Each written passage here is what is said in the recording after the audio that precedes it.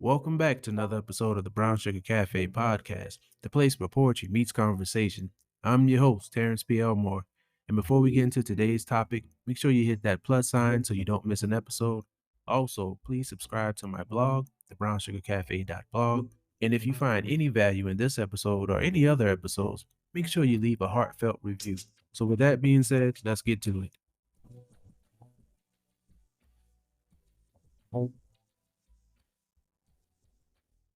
Welcome back, everybody, to another episode of the Brown Sugar Cafe podcast. I hope that you all are doing well. I hope that you all are enjoying this new season so far. And today we have another special guest. Go ahead and introduce yourself. Hi, everyone. I am Valerie Johnson, but professionally known as Val the Voice Johnson. I am a master podcaster, consultant, and trainer, producer of not one, not two, but 6 podcasts a week. Also, I am a author of a new book called A DJ Saved My Life, and I'm also a virtual DJ. How are you, Terrence? All the things. I'm doing pretty good. This is not her first time here on the show. She's a return guest. Man, I'm doing pretty good. How about yourself? I'm good. I'm good. It's a beautiful, I want to say, extended summer. You know, technically we're doing our thing, and I'm loving the weather, so I'm getting out as much as possible before winter coats are required. I got a chance to meet Val in person. Well, my wife and I went to Chicago and we met up with Val and we had a wonderful time. And I got a chance to take them to a Thai restaurant, and Good stuff. I'm so happy that you and your wife enjoyed it, because and here's the thing, Terrence is taller than I thought he would be. So I was just like, wow, this is my younger, taller brother. I love it. And your wife is a sweetheart too. The two of them are just like 2 peas in a pod. I'm glad you Thank you. enjoyed yourself. Mhm. Yes, she talks about it often, and I told her, I was like, once we meet Val, it's going to be a great time. And it felt like we had known each other forever until we were talking. It was like, yeah, this is the first time we saw each other in person. I'm like, you're right, it is the first time. This Yeah, felt so natural. And I was like, it we did. could not come to Chicago without hitting you up and hanging out with you for a little bit. Come on back. Come on back. Now you here? We'll be back soon. The last time you were here, well, we had a real great conversation. I learned about interludes, where that whole concept came from. Since then, the podcast has grown. Could you tell my guests a little bit about where the direction of interludes has gone so far since the last time we spoke? Yeah, we were strictly audio for a long while. We started in June of 2020. And it was just called Interludes, a Pure Lighthouse production. It was kind of that. Then it kind of matured, and now we are the audio podcast. I like to call it the flagship show, is now the Interludes podcast, and now it's visual. It's both, but it's more so visual. I've learned that going live is just better. I like Okay. the engagement of the guests, and a lot of times based on what we're talking about, I might have maybe 1 or 2 questions prepared, but I like naturally getting into the conversation. I want to make the audience feel and also myself feel like I'm speaking with an old friend. So the Interludes podcast spun off. Interludes Extra presents Talk on Tuesdays, where we highlight people of color in spaces of television, film, and sports. I now do that with Coach Tony. Then Coach Tony had such a good time. He says, I want my own show. Yes. I produce his show on Mondays. We're now in our 2nd season, called the Pull Up Podcast Show. He's so excited. He says, I'm going to get my nephew. He's going to produce this theme track, and we're going to make it happen. And so that is 3 of the 6 that I produce. So yeah. Man. Yeah. It's a lot, I know.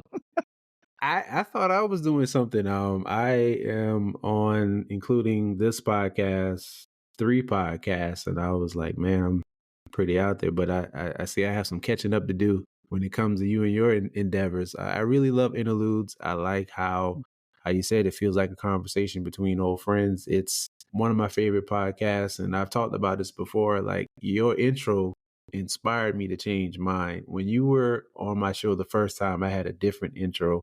The words are the same, but the music was different, and it was generic. It was one that I just grabbed, and you were saying how your cousin produced it, and it was Yeah. thought out. I was like, you know what? I need something that, even though this is cool, I need something that really speaks to my podcast and really gives a vibe.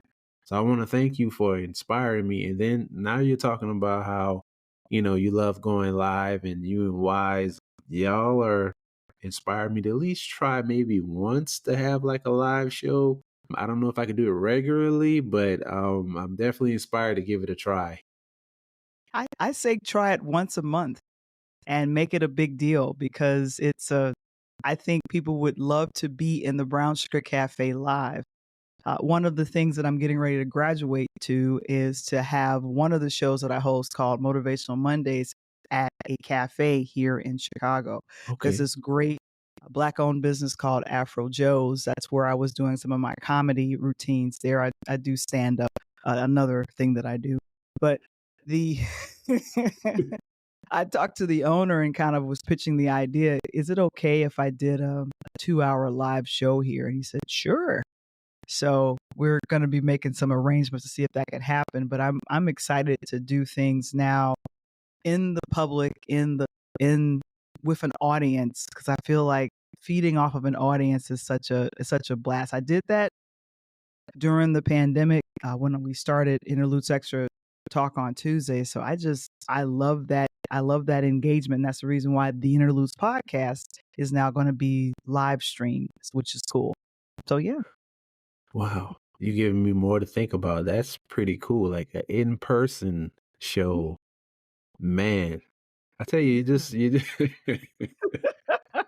I was inspired. I think I saw the cast of Power Book 2, the young man who plays Tyreek, yes. Michael Rainey Jr., and his co-star.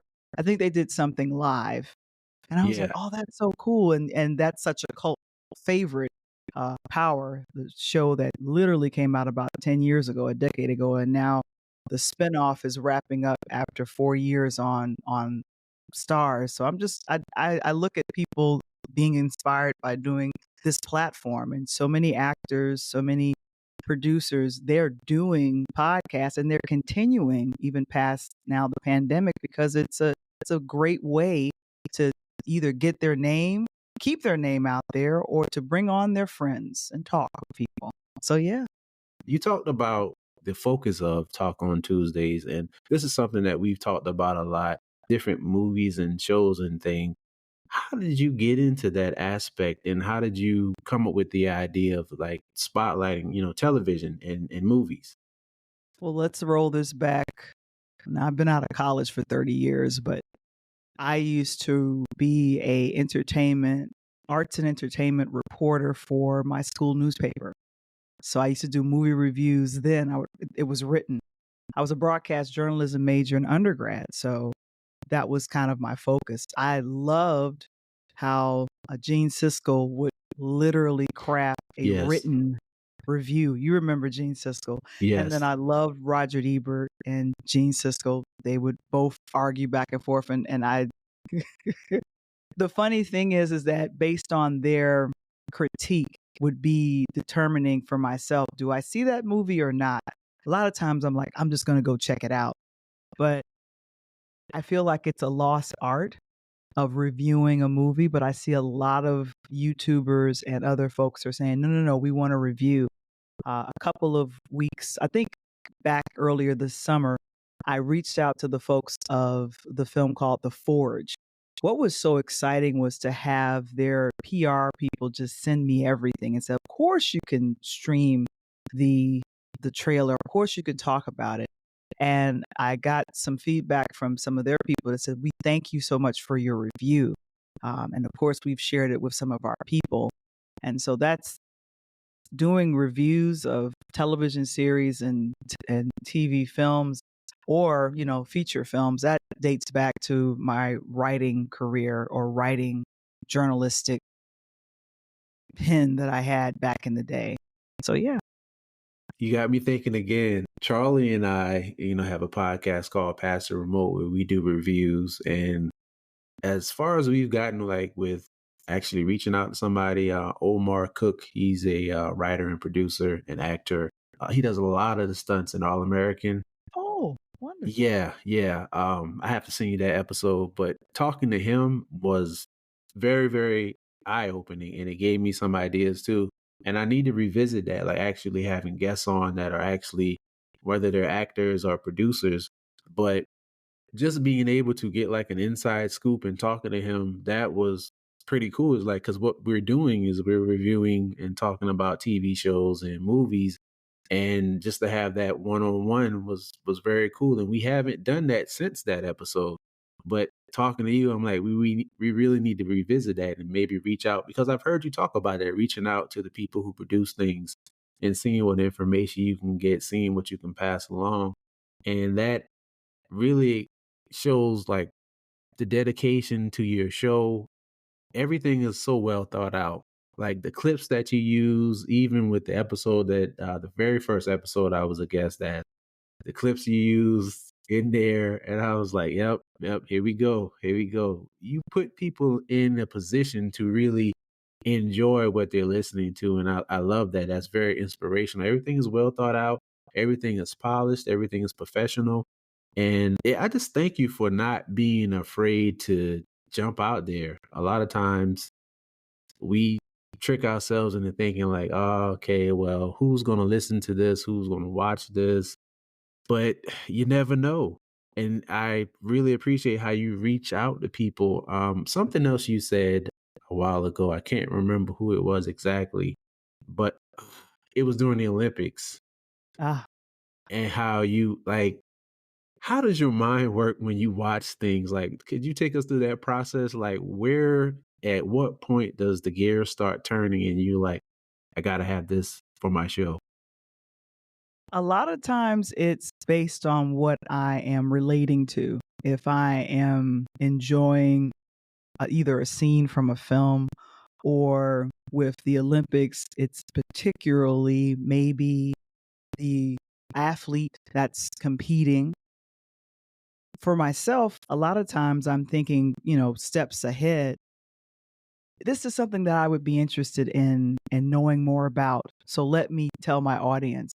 I had a really good friend of mine. Her name is Roxanne. Years ago, she said, "Valerie, you should have a podcast." And she was telling me this on repeat for a while. And one of the people that is the moderator for Talk on Tuesdays, his name is Kevin Springer. We talked about a podcast years ago. And so I feel that him and others, a lot of my friends that are there in Brooklyn, have been a fiercely supporting me. And if I thought to myself, if only they listened, because they were my encouragement when I wasn't doing anything.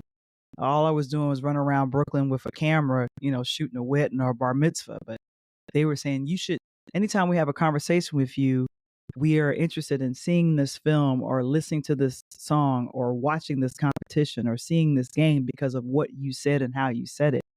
And I said, well, that sounds like a podcast. That sounds like something I should do.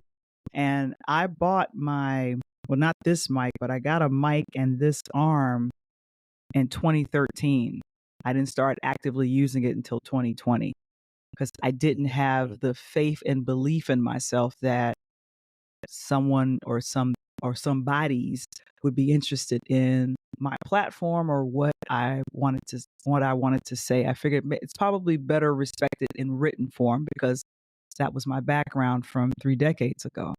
But things are ever evolving and Yes. everyone has a voice. When I train my clients, I tell them you have a voice. You have a unique voice and you have a unique audience. You're not for everybody. Talk on Tuesdays is not for everyone. I highlight people of color, and that's very much on purpose. As Issa Rae said, and jokingly in jest, I'm rooting for Yes. everybody black. I'm sorry, that's where I'm at.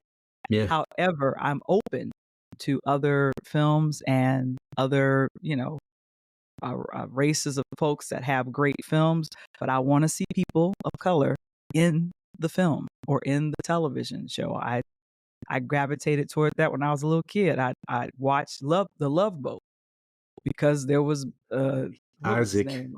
Isaac. Yes. If he had a love interest, I'm like, oh, I got to watch it. Yes. I'm sorry, that's what it was. Hey, me too. It was always cool to see representation, because you Yes. didn't see that often. And so whenever there was a character and you like, okay, I can relate to them, like the Cosby Show, where it was full of characters, but still it's like I can kind of relate to Theo a little bit. But it was cool to see. And then like 227, you had Calvin, that was cool to see. So yeah. And The Facts of Life, Different Strokes, all of Yes. these shows that kind of, I like to call it, blazed a trail to say we need representation. And there was a remake of One Day at a Time that was predominantly Hispanic actors. And one of my favorites, and I can't think of her name right, Rita Moreno, who's won an Oscar. So it's like I want to see diversity because Yeah. it's and here's the thing, no diss to any other race, but I just Right. want to see diversity. And when I highlight that, it's like you all should check this out because the film that I recently reviewed, Rebel Ridge, that literally only had maybe one to two people of color in the film, but it Yeah. was so well done. Very well done. Yeah, so Yeah. you recommend it based on what you like, the sensibilities that you are open to, and then you say, come on through, let's check it out." Yeah. One of my favorite movies is Boomerang with Eddie Murphy. And why I love about it is that it could apply to anybody. It's an all black cast, but anybody can relate to it.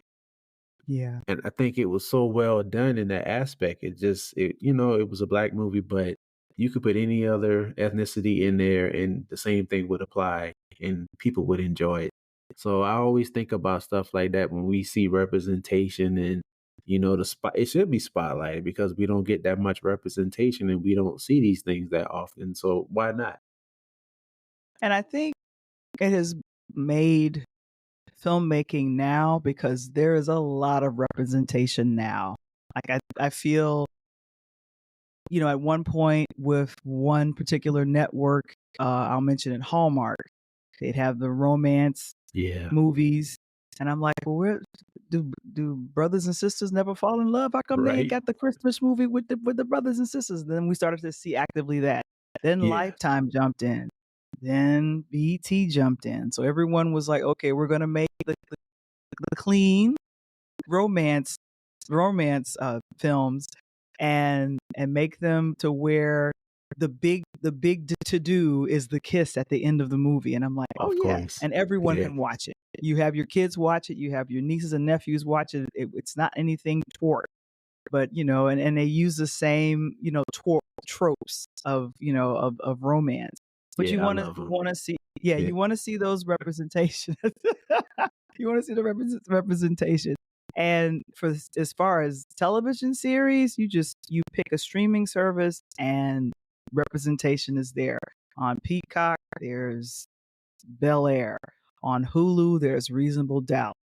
On Disney, the entirety of the Star Wars and so you Yeah. can pretty much go to anyone. And I think what I love is that there is people that are out there and they're producing and there's more room for it. Any type of representation you want, it can be there.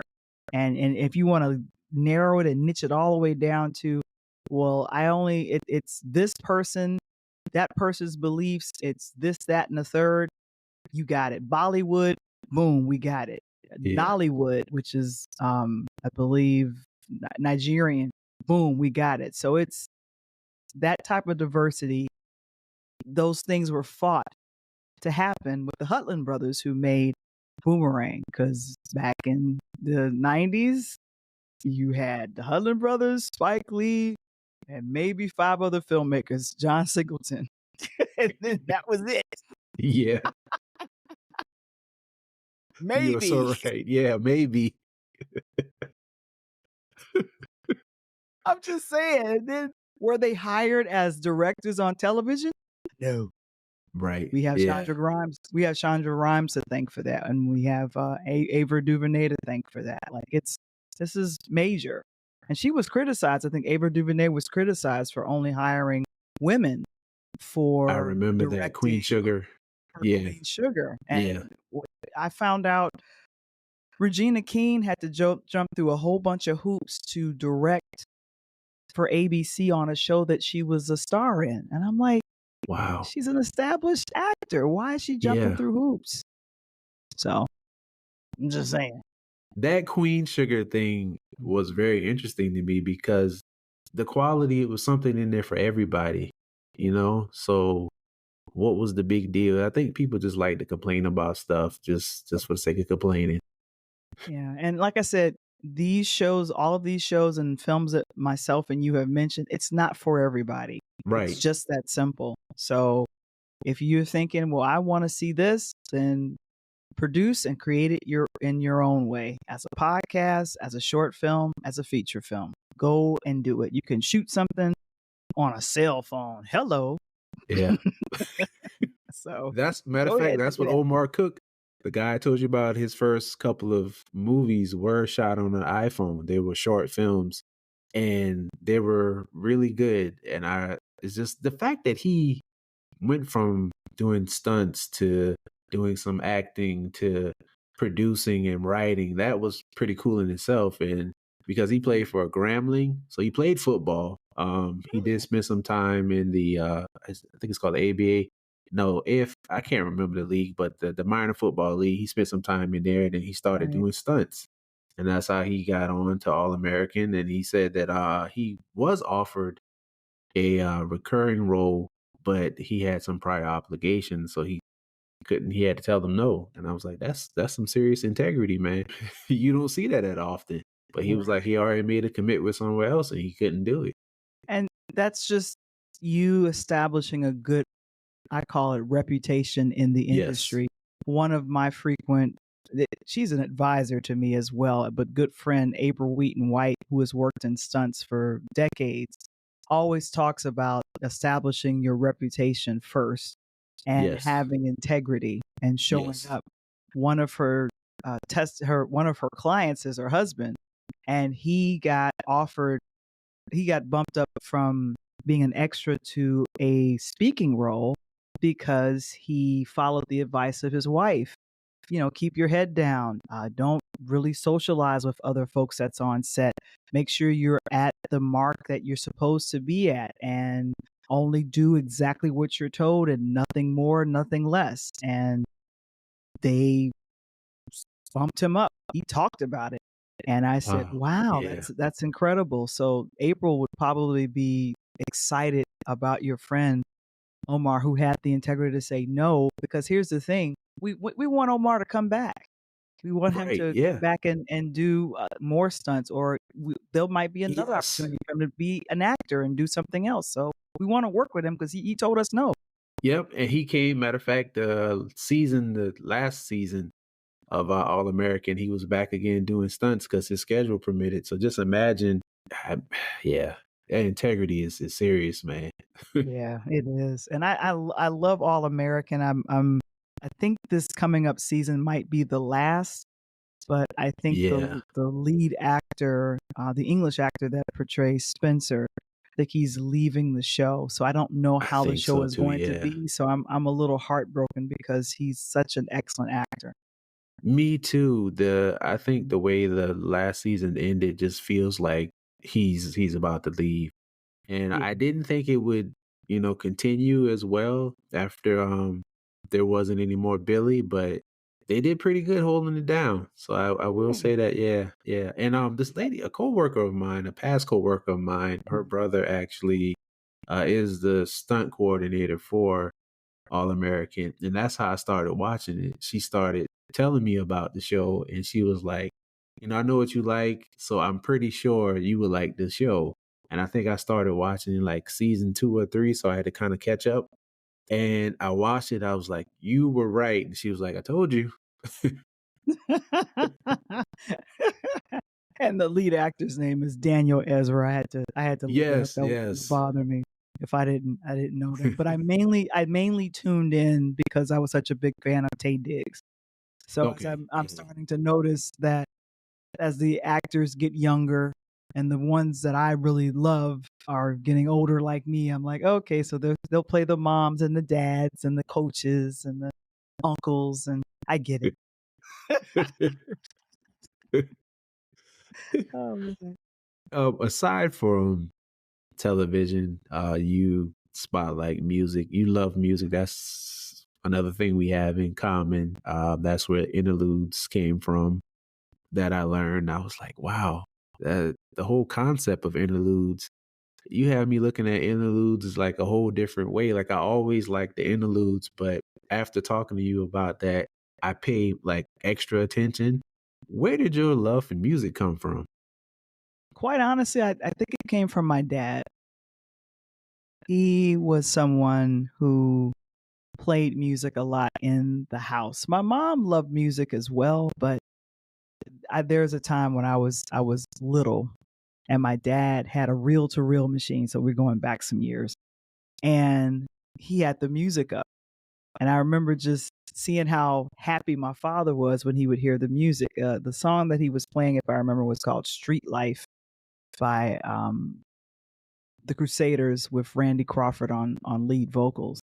And my mom came downstairs and was like, "Could you that baby that music is too loud. You got that baby listening to the music. It's too loud for the baby." And so I was just happy to be with my dad. And then he would listen to music loudly in the car when I Yeah. was growing up. He would, make sure that what car did he have back then? A Cadillac or something. He turned the music up, and it would be some jazz or something. And I'm like, yeah, that's playing this Lee Rittenhauer and Stanley Clark and Ramsey Lewis. I'm like, I don't know any of these people, but he was that he was that person that'd be like, "Don't you touch my records."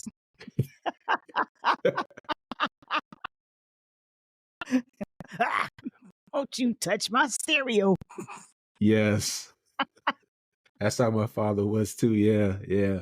I don't even think he knows where his records are. Now I'm gonna have to ask him, hey, you know where those records are you that were so precious to you before? I know. And my step nephew inherited the jazz record albums. I don't know what he did with it, but there's some Hugh Masekela, Miles Davis, Wes Montgomery. I'm like, do you Do you know understand? what you have? Do you Yes. know what you have? Could you send me one of those records back in my direction? Like, Anyway, but it's all good. Everything is on streaming, so it's whatever I want to hear. I could just, make it happen via streaming. But yeah, my love for music mainly came from my dad, and I think what was good is that my mother supported my love of it. And then of course I also sing, so I've been in choir since I was a teen. So gospel music, inspirational music, these are things that I love to sing. But of course, what I like to tap my foot to and dance to is, music. And we earlier lost a really great icon in music, Frankie Beverly, who Philadelphia Yeah. native, who if you've never seen him perform live, you have missed a treat. Now, when I thought of it when I was much younger, I'm like, this is old folks music. Because all I wanted to do was play double dutch, play jacks, run, play hide and seek. I Yeah. wanted to do those fun stuff as a kid, and then they play the music, and I'm like, oh, I'm playing that old folks music. Yeah. And in '97, I went to New Orleans to the Essence Music Festival, and Maxwell, I think he was a headliner. There was a few. I think Music Soul Child was a headliner, but who ended up closing out the show was Frankie Beverly and Maze. And I heard the music and was like, why am I feeling so transformed by this? And at the end of the show, he ended the show with Joy and Pain. Now, a lot of people are familiar with that song because of Rob Bass and the song that came out in Oh 89, yeah, that's right. 89 Yeah. Joy and Pain. And I'm like, he trying to sound like Frankie Beverly. And then I come to find out that that song was also recorded by Teddy Pendergrass, but the most famous version of it is the one from Frankie Beverly. So at the end of the show, he tells the musicians to quiet down, and it's everybody on repetitive joy and pain, like sunshine and rain. Sing it by yourself. And for 5 minutes, we sang it by ourselves. The musicians left the stage, Terrence. I get it. They left the stage. They turned on the lights as if to say, it's time to go. But nobody was moving. And that's when it, for me, said, I'm in. I got it. I get it now. I didn't get it as a 8 or 9-year-old, but at the time I was around in my 20s. I got it, and I went back, looked at listened to some of their catalogs, bought some of their CDs at the time, and I was in. So anytime they would perform, I try to go catch it, and I think I've seen them about 4 or 5 times in concert, mainly in other venues outside of Chicago, New York twice, and New Orleans about 3 or 4 times. So yeah. I wish I had that pull to go see them Memory. live. Like Yeah. yeah, it was several opportunities that I could have seen them live and I didn't. And even over time, I don't even know when my love started for Frankie Beverly and Maze, but once I embraced it, I was like, this is some good stuff. This is what music should sound like. And I've always had a love for music. I grew up on, stuff my father listened to, like Luther Vandross. You have even Freddie Jackson. People don't talk about him that often. Teddy Pendergrass, Bobby Blue Bland. It's just, stuff like that. He loved Levert. I remember when Eddie and Gerald came out with that Father and Son album. My father must have Baby, played that tape all the time. Yes, that one, yeah. Said I'm a special kind. Yes, that was my jam. What? Ooh, ooh. Oh, that's Eddie Levert. Ooh, ooh. I always think it like something he was in pain or something. yes. That's what I would say. Eddie always come in the song and sing so hard. Nothing. Ooh, I'm like, all right, Eddie. All right, you done made your point. That was heartbreaking when Gerald Levert passed away because I was thinking Yeah, no child should leave here before the parent. yeah, And I knew it was a joy for Eddie and all of their family to just, perform with them because Gerald had become as famous as yeah. his father. And people heard the song. I think one of my favorite songs was Winter, Spring, Summer, Fall, I'll Give You My All. I think that was All Seasons. And then it was just other fun songs, I ain't no Casanova. Oh I'm like, yeah, yeah. I hear your father. I hear your dad. Yeah. Who I think yeah, I think the OJs are still performing. I wouldn't be surprised. Yeah, Almighty dollar. Do things, do things, do things, bad things, but I money, money, money, money, money, money. Sorry, it's hard to turn it off. The DJ, it's just hard to turn it off. It's right there. I'm like that too, man. When you play those songs in the House of Creativity, I laugh because my mind is already there too. And it's like this is why we click so well. Especially this is why, because my wife is like that too. Like Mhm. we will be saying something and the song will just pop in our head and we'll just start singing it. Or sometimes I'll just find it on my phone and play it. Yeah. It's a constant thing with me. Yeah. Her father is a DJ, so Oh, naturally she loves music, and yes, and she sings too. So see? just I don't know what it is, but music has just always been. And I guess I come from a music. Well, now I think about it, I come from a musically inclined family. Either somebody sings or plays an instrument or both. My mother sings, so that's where I got it from. Anytime there's like a funeral or something, it's always like a Unfortunate. family, and they just pull us all up there, and I'm just like, we didn't practice, so what are we singing again? Like, couldn't send out a text telling us the song beforehand, but hey, me. Go with the spirit. Yeah, The just spirit say, led. with this. Exactly. That's it. That's the same in my family too. Is like, okay, what was their favorite song? Can we rehearse it? No, we don't have time. Okay, Yeah, yeah. okay, yeah. What's your key? Okay, all right, then go. You're on the spot. Okay, there you go. But yeah, I think that with a lot of with music, I tell people it is the unifier of Yes. many generations, of many people. You could have a harsh disagreement with someone, but if you all start talking music, that might be the unifier that says, I was thinking about this song or this song made me feel. It's that moment. And I think that's why a lot of musicians who have passed on, if they made good, great music, it'll just live on for decades.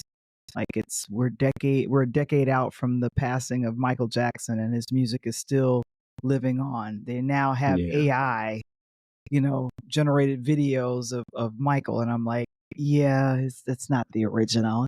You guys No. need to stop.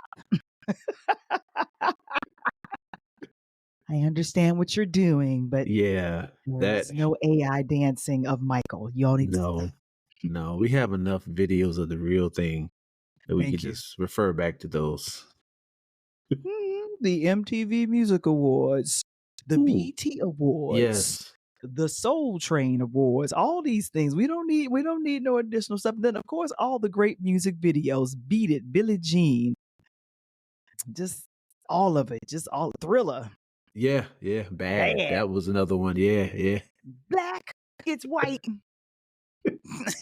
all And that. remember the time? Oh my gosh. I remember when videos used to like premiere, like they were actually like a movie almost. Like we were waiting on Remember the Time to come out. And boy, was my mind blown when it actually did. I was like, wow.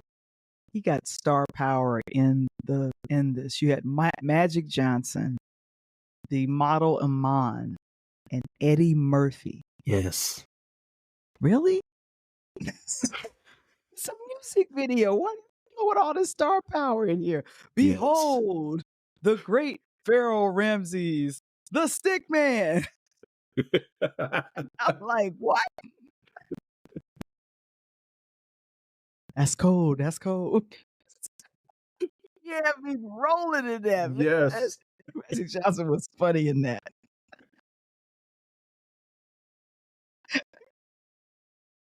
Okay. I'm sorry.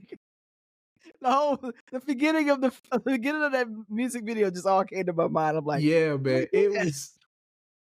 was when I tell you it was an experience, man, Michael, like the videos were always very creative and they Mhm. always just put you in like the mood. Like I can never hear Remember the Time without flashing back to scenes from that music video. Mm. It's just and it's timeless. Like you can play that now and it still makes sense.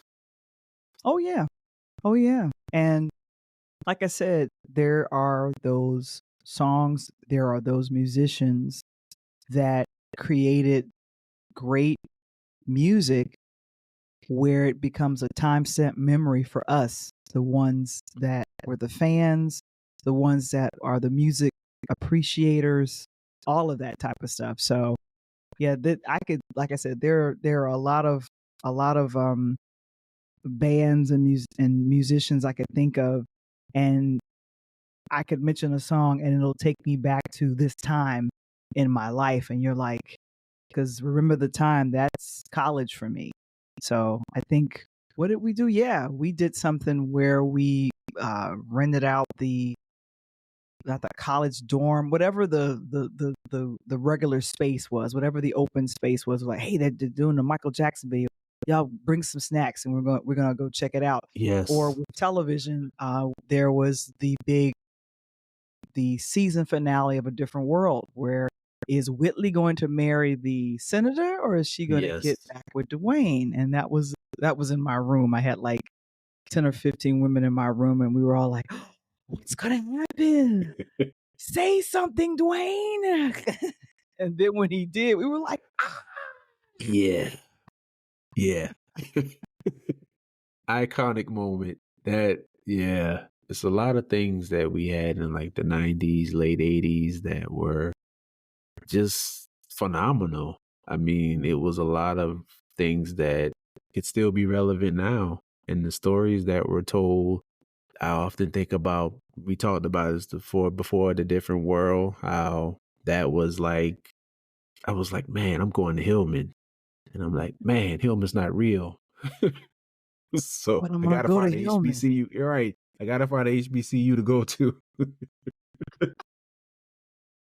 I just knew that I just was so happy that it came out when it did, Yes. because it just influenced, and with the actors and actresses that are a part of that, they are now, or they did over the summer, did a tour, an HBCU tour. Yeah. And, to hear Kadeem Hardison, who played Dwayne Wayne, say, we felt like we were rock stars coming into the space. And we know these are the children of the folks that used to watch A Different World, but they're watching it just like it's brand new. And of course, they replay A Different World on a lot of different platforms, including TV One. So you Yeah. could you could tune in and see it at any given moment. But yeah, iconic. And I when I met Debbie Allen and got a picture with her, I remember telling her that I said, I'm so grateful for what you did for A Different World. And she just kind of smiled at me and was like, thank you, baby. I was doing a photography job, and she was just, I'm so good to see a woman with a camera. Wow. See you, Yeah. baby. So I was like, ooh, she's just like I imagined her. Ooh. Oh man, that's cool. Yeah. I remember, man. I even remember Fame. That was Yes. yeah. Yeah. We're telling our age now. It don't matter. It don't I know, matter, because right? now the TikToks and the IG reels, they are all out there now. So you could be like, I saw a reel and it's the Fame. That's right. But it came out back in the day. I remember watching the full episode Yep, or the yep. movie. Oh man. So, another thing we have to talk about, congratulations, you're a first-time author. Your first of many books to come. A DJ Saved My Life. What was the idea behind that title? Well, number one, my writing mentor, Monique Lisa Johnson, we did a lot of back and forth Zooms. A lot of us were, trained. And I remember telling her, I just want this to be a simple, this is how you start a podcast. These are some of the ABCs to do so. And then buy the book. And she said, you know what? I think people want to know about you. And I'm like, ugh. Okay, what do they want to know about me? Well, I do this, I do that, I produce, I do that. She's like, no, that's boring. So people want to hear your backstory. So in one of our writing sessions, I stopped and was talking about how doing a podcast during the pandemic, and this was probably maybe about 7 to 8 months out past my mother, transitioning. And I was like, I'm grateful I had that to do, because doing a podcast and being kind of this virtual DJ for Zooms, doing those actions kind of saved my life. She said, wait, that's it? I was like, what's it? She's like, that's the title. I saved my life. No, no, no, no. You a DJ. I said, oh yeah, yeah. Remember that song, Last Night a DJ Saved My Life? Oh yeah, Last Night a DJ Saved My Life. Yeah, I remember that. I remember that. So I said, you know what? I don't want no trouble. I don't want nobody suing me. We're gonna drop Last Night and we'll say a DJ saved my life. So I said, let's go with that.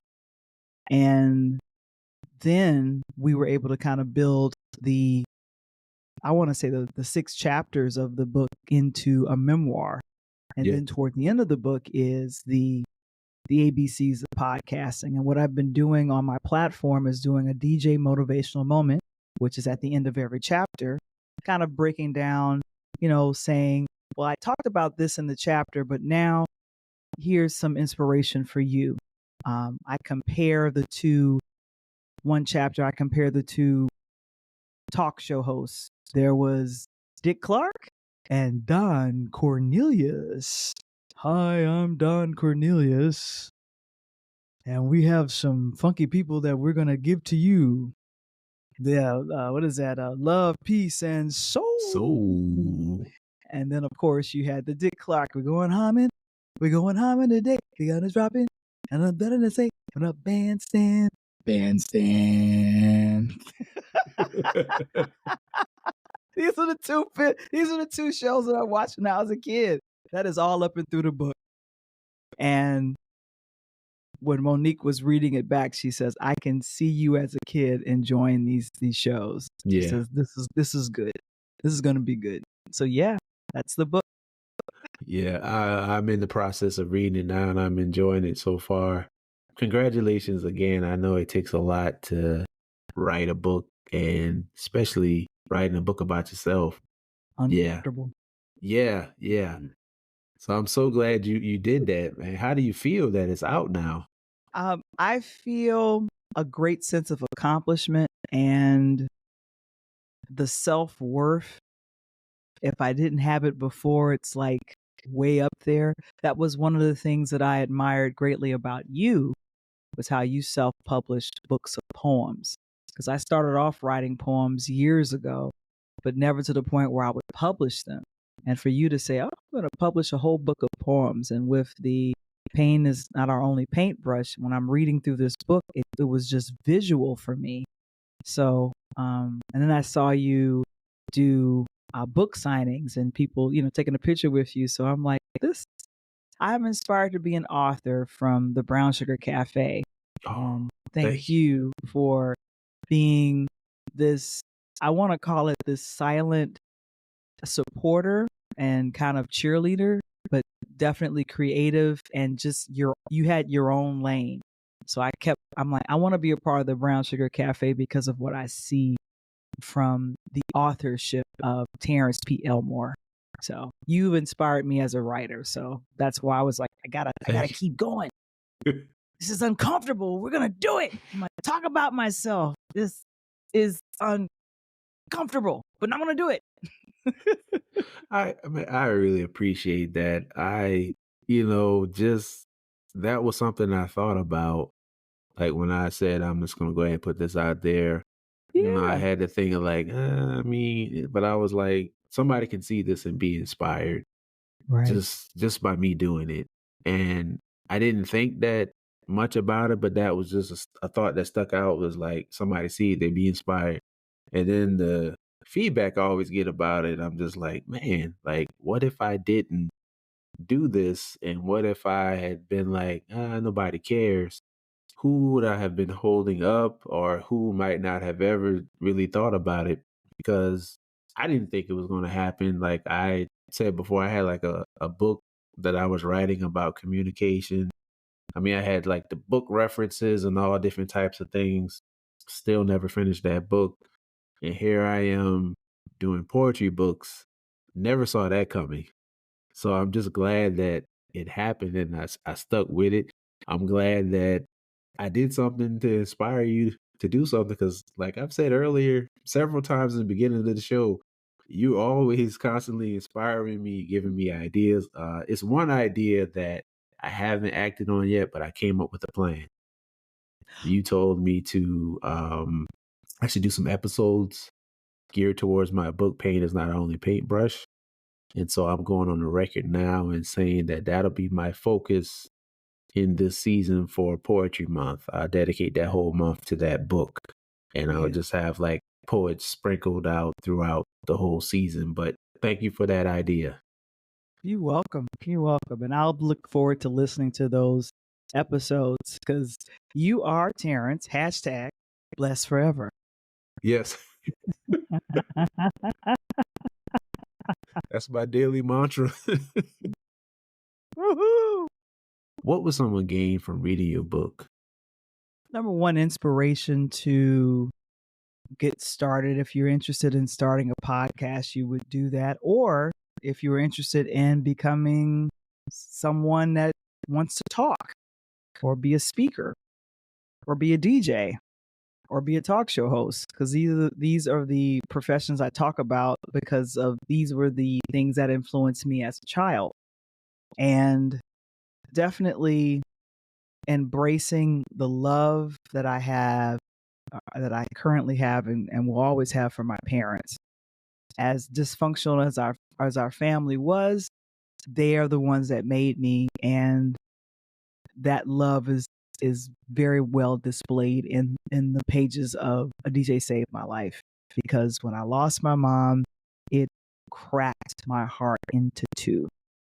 So I talked about going into grief recovery and how, spreading joy during a dark time of the pandemic helped me not think about anything crazy or do anything crazy to myself, because I didn't have my mom. I had to work through all of these feelings of inadequacy or self-worth or just all of those things. And now I am nowhere in that space at all. And I'm grateful. I'm grateful uh, to two of my grief counselors, Daisy and Stan. They know who they are. But it's just a matter of just sharing your story. And if you're going through an episode of feeling, alone and by yourself, don't. In the month of September, it's usually recognized as Healthy Aging Month, but then also National Suicide Prevention Month. Yeah. That's September. So for anyone that is struggling with those thoughts, they have a call number for that as well. And then also there are, counselors and places that you could talk to. For myself, it was grief. For others, it could be other things. But writing this book was very freeing. And I know my mom is very proud of the daughter that I have become. Yeah. And I thank you so much for putting this out here and sharing this with us.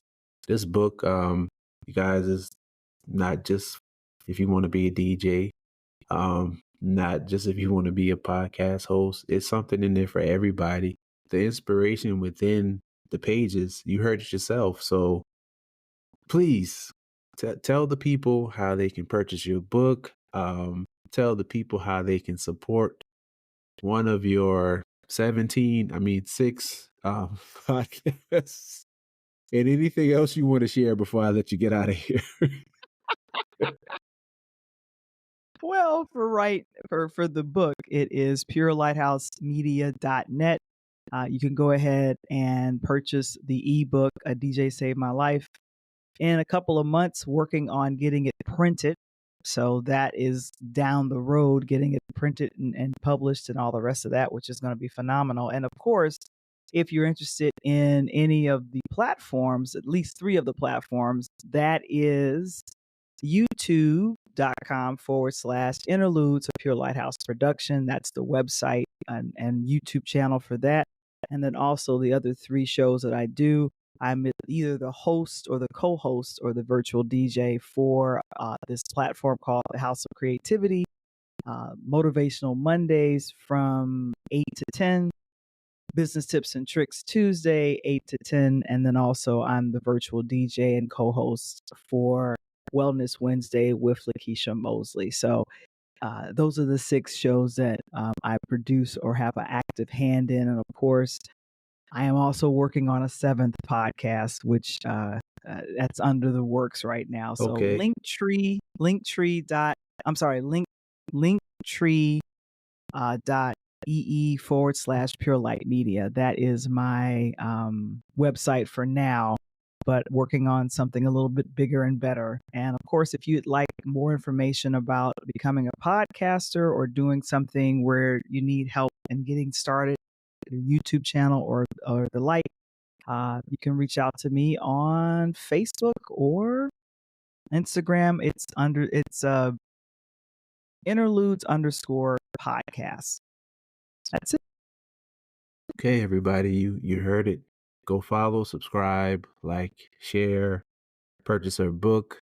Thank you again for being a guest on my show. Of course. Gotta have you back. Looking forward to man. I know the next time we talk, you're gonna have a slew of other things to add. So um thank you so much for spending some time with me and my listeners. And remember, everyone, keep pushing forward. Thank you for tuning in to another episode of the Brown Sugar Cafe podcast. Once again, I'm your host, Terrence P. Elmore, and this is the place where poetry meets conversation. Hit that follow button and turn on your notifications so you won't miss an episode. Check out my blog, thebrownsugarcafe.blog. Also connect with me on Instagram at thebrownsugarcafe. Hope you enjoyed this episode, and as always, remember, keep pushing forward.